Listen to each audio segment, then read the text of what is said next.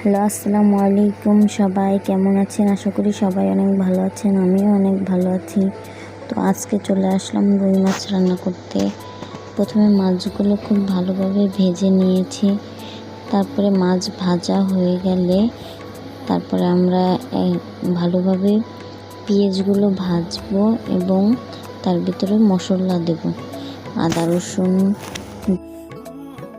হলুদ, মরিচ দিয়ে তারপরে আমরা এটাকে খুব সুন্দর করে কষাবো। প্রায় 5 থেকে 10 মিনিট ধরে কষানোর পরে তারপরে আমরা এটাকে সুন্দর করে নাড়াচাড়া দিয়ে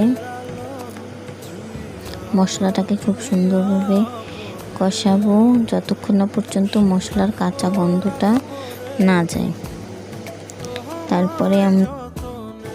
তারপরে মশলাটা ভালো মতো কষানো হয়ে গেলে তারপরে পানি দিয়ে ঝোল দিয়ে তারপর পানিটা ফুটতে দেব।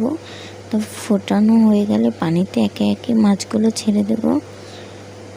তারপরে বলক আসা পর্যন্ত আমরা সুন্দর মতো অপেক্ষা করব। তারপরে মাছগুলো দিয়ে তারপর আমরা ঢাকনা দিয়ে ঢেকে দেব খুব সুন্দর করে। ঢাকনাটা উঠানোর পরে আমরা পরিবেশন করব রুই মাছ ভুনা।